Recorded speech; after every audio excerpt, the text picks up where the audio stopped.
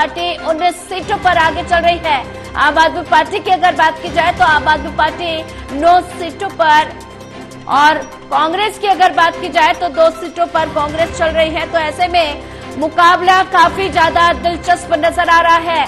तो ऐसे में टोटल टीवी पर सबसे तेज, सबसे सटीक नतीजे भारतीय जनता पार्टी को 19 और ऐसे में आम आदमी पार्टी सीट की अगर बात की जाए तो आम आदमी पार्टी 9 सीटों पर। तो ऐसे में भारतीय जनता पार्टी और आम आदमी पार्टी के बीच जो कांटे की टक्कर देखने को मिल रही है।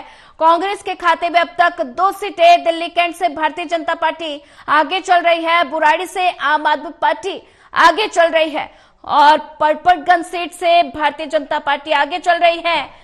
रोहिणी से अगर बात की जाए तो रोहिणी से भी भारतीय जनता पार्टी के उम्मीदवार जो हैं वो आगे चल रहे हैं। बाबरपुर से आम आदमी पार्टी के उम्मीदवार आगे चल रहे हैं। करावल नगर सीट की अगर बात की जाए तो भारतीय जनता पार्टी आगे चल रही है। बादली से कांग्रेस के देवेंद्र यादव आगे चल रहे हैं। कस्तूरबा नगर की अगर बात की जाए तो कांग्रेस आगे चल रही है। तो ऐसे में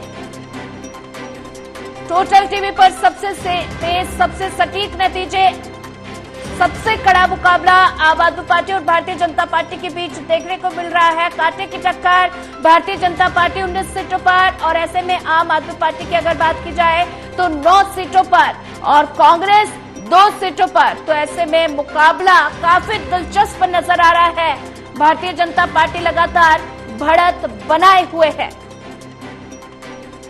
बाबरपुर से आम आदमी पार्टी और परपटगंज से बीजेपी आगे चल रही है। रोहिणी की अगर बात की जाए तो रोहिणी से भी भारतीय जनता पार्टी लगातार आगे चल रही है।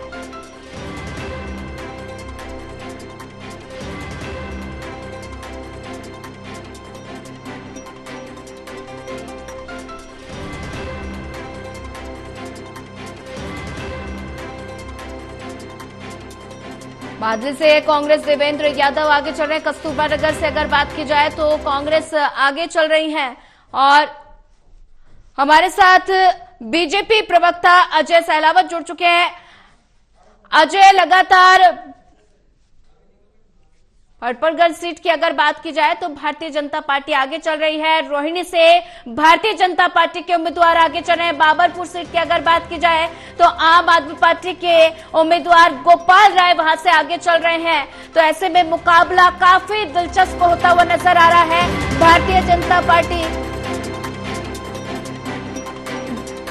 39 सीटों पर रुझान आ गए हैं और ऐसे में भारतीय जनता पार्टी 22 सीटों पर और आम आदमी पार्टी 15 सीटों पर आगे चल रही है। तो ऐसे में मुकाबला काफी दिलचस्प होता हुआ नजर आ रहा है और आईएनसी 2 सीटों पर और वहीं हमारे साथ लगातार प्रदीप कुमार जी जुड़े। प्रदीप कुमार जी, रुझान आना शुरू हो गए हैं और ऐसे में 39 सीटों पर रुझान आ गए हैं जिसमें भारतीय जनता पार्टी और आम आदमी पार्टी के बीच कांटे की टक्कर देखने को मिल रही है। भारतीय जनता पार्टी 22 सीटों पर आगे चल रही है। चुनावी मुकाबला काउंटिंग का और बड़ा दिन है और काफी टक्कर यहां पर देखने को मिल रही है। जिस तरीके से आम आदमी पार्टी और बीजेपी के बीच जो काउंटिंग में जो शुरुआत काउंटिंग पोस्टल बैलेट की उसमें यहाँ पर बीजेपी लीड बनाती नजर आई है, लेकिन उसके बाद अब आम आदमी पार्टी भी धीरे धीरे बराबरी पर आ रही है। तो तरफ कांग्रेस भी इस मुकाबले को त्रिकोणीय बना रही है। बादली सीट से जानकारी आई थी शुरुआत में देवेंद्र यादव आगे हैं, फिर उसके बाद ये जानकारी आई तो पीछे हुए हैं। तो आगे पीछे का एक, क्योंकि ये रुझान है। इसके बाद ईवीएम के जो काउंटिंग शुरू होगी उससे राउंड वाइज ये तस्वीर साफ होनी